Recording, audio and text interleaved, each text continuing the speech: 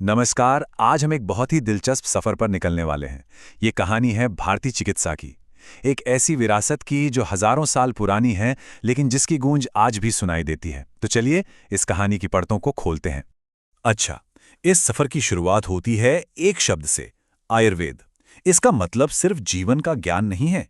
असल में ये वो ज्ञान है जिससे जीवन को लंबा किया जा सके, स्वस्थ बनाया जा सके। ये सिर्फ एक दवा की पद्धति नहीं, बल्कि जीने का एक पूरा तरीका है। और ये परंपरा कितनी पुरानी है, जरा इस टाइमलाइन को देखिए। एक तरफ है लगभग 5000 ईसा पूर्व और दूसरी तरफ है आज का दिन। सोचिए, इतने हजारों सालों से ये ज्ञान हमारे साथ है, एक जीवित परंपरा के रूप में। ये बात अपने आप में ही कमाल की है। तो सवाल यह है कि इसकी शुरुआत हुई कहां से? चलिए जरा और पीछे चलते हैं, इसकी जड़ों तक, जो हमें देवताओं और महान ऋषियों की कहानियों में ले जाती हैं। देखिए, आयुर्वेद की जड़ें वैदिक काल से जुड़ी हुई हैं। पौराणिक कथाओं में जिक्र आता है धन्वंतरी का, जिन्हें चिकित्सा का देवता माना जाता है, जो समुद्र मंथन से अमृत का कलश लेकर प्रकट हुए थे। और माना यह भी जाता है कि अथर्ववेद में जो चिकित्सा का ज्ञान छिपा था, वही आगे चलकर आयुर्वेद के रूप में विकसित हुआ। अब हम आते हैं उस दौर में जिसे भारतीय चिकित्सा का स्वर्ण युग यानी गोल्डन एज कहा जा सकता है। ये समय था 800 ईसा पूर्व से लेकर 600 ईस्वी तक का। सच कहें तो यही वो दौर था जब इस क्षेत्र में एक क्रांति सी आ गई। और इस स्वर्ण युग के एक बहुत बड़े नायक थे सुश्रुत। इन्हें आज भी भारतीय सर्जरी का जनक या फादर ऑफ इंडियन सर्जरी कहा जाता है। इनका काम इतना जबरदस्त था कि आज के सर्जन भी देखकर हैरान रह जाते हैं। उनकी किताब सुश्रुत संहिता में जो बातें लिखी हैं वो सच में अविश्वसनीय हैं। नाक की प्लास्टिक सर्जरी, जिसे राइनोप्लास्टी कहते हैं, मोतियाबिंद का ऑपरेशन, टूटी हड्डियों को अपनी जगह पे बिठाना, और तो और ट्यूमर तक को शरीर से निकालना, ये सब उस जमाने में किया जा रहा था। और कमाल की बात यह है कि ये ज्ञान सिर्फ भारत तक ही नहीं रहा। जैसा कि एक स्रोत में लिखा है, ये कहा जाता है कि ईस्ट इंडिया कंपनी के दिनों में ब्रिटिश डॉक्टरों ने भारतीय सर्जनों से ही राइनोप्लास्टी की कला सीखी थी। इससे पता चलता है कि ज्ञान की कोई सीमा नहीं होती। तो ये तो हुई सर्जरी की बात, लेकिन दवाइयों के क्षेत्र में भी एक और महान हस्ती थीं, चरक। वो राजा कनिष्क के दरबार में राजवैद्य थे और उन्होंने चरक संहिता नाम का एक ग्रंथ लिखा, जो आज भी आयुर्वेद की एक बुनियादी किताब मानी जाती है। पता है उनकी संहिता में कितनी दवाइयों का जिक्र है? पूरे 500 से ज्यादा औषधीय पौधों के बारे में उन्होंने लिखा है। ये दिखाता है कि प्रकृति के बारे में उनका ज्ञान कितना गहरा था। और देखिए, ये प्राचीन ज्ञान आज भी कितना काम का है। इसका एक बेहतरीन उदाहरण है सर्पगंधा। भारतीय वैद्य इसे सदियों से इस्तेमाल कर रहे थे, और फिर कई सदियों बाद मॉडर्न साइंस ने रिसर्च की और पाया कि इसके अंदर रेसरपाइन नाम का एक तत्व है, जो हाई ब्लड प्रेशर के इलाज में बहुत असरदार है। ये है प्राचीन ज्ञान और आधुनिक विज्ञान का संगम।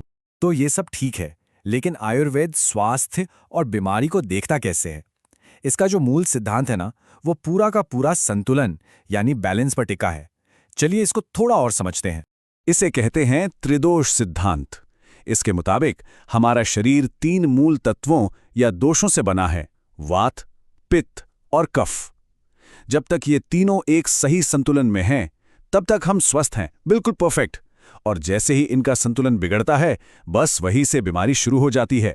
तो आयुर्वेद का पूरा लक्ष्य इसी बिगड़े हुए संतुलन को वापस ठीक करना है। और एक दिलचस्प बात बताऊं, ऐसा ही मिलता जुलता एक सिद्धांत प्राचीन यूनान यानी ग्रीस में भी था, जहां वो लोग शरीर को 4 ह्यूमर्स से बना हुआ मानते थे। ये समानता हमें सोचने पर मजबूर करती है कि शायद उस जमाने में इन महान सभ्यताओं के बीच विचारों का कितना गहरा आदान प्रदान होता होगा। और इसी आदान प्रदान ने भारतीय चिकित्सा को एक ऐसा चौराहा बना दिया जहां अलग अलग संस्कृतियों से ज्ञान आकर मिलता था। ये कभी भी अलग थलग नहीं रही, बल्कि हमेशा सबसे कुछ न कुछ सीखती और सिखाती रही। इतिहासकार तो ये तक कहते हैं कि भारतीय चिकित्सा ने पूरे एशिया में लगभग वही भूमिका निभाई जो यूनानी चिकित्सा ने पश्चिम में निभाई थी। इसका प्रभाव इंडोचीन, इंडोनेशिया, तिब्बत, यहां तक कि जापान तक फैला हुआ था। और ऐसा नहीं है कि भारत ने सिर्फ दिया ही, इसने खोले दिल से बाहर से आई चिकित्सा पद्धतियों को अपनाया भी। जैसे कि यूनानी चिकित्सा, जो 10वीं सदी में भारत आई, और फिर 19वीं सदी में जर्मनी से होम्योपैथी आई। आज ये सभी हमारे देश की संस्कृति का एक अटूट हिस्सा बन चुकी हैं। तो हमने अब तक जो देखा उससे ये तो साफ है कि ये एक ऐसी विरासत है जिसकी जड़ें बहुत गहरी हैं, लेकिन जिसकी शाखाएं आज भी फल फूल रही हैं, आज भी जिंदा हैं। आज भी अगर हम देखें तो ये सारी पारंपरिक पद्धतियां हमारी संस्कृति का एक बहुत ज़रूरी हिस्सा हैं और ख़ास तौर पर ग्रामीण इलाकों में तो लाखों लोगों के लिए ये आज भी स्वास्थ्य और राहत का सबसे बड़ा ज़रिया है। तो ये सिर्फ इतिहास नहीं है, ये आज की जीती जागती सच्चाई है। और अंत में एक सवाल हमारे सामने खड़ा होता है। आज के इस आधुनिक विज्ञान के युग में हम इस प्राचीन ज्ञान से क्या सीख सकते हैं? शायद संतुलन का वो सबक, सेहत को सिर्फ बीमारी के ना होने के तौर पर नहीं, बल्कि एक पूरी तरह से स्वस्थ जीवन के रूप में देखने का नजरिया। शायद प्रकृति के साथ तालमेल बिठाकर जीने की कला आज पहले से कहीं ज्यादा जरूरी हो गई है। इस पर सोचिएगा जरूर।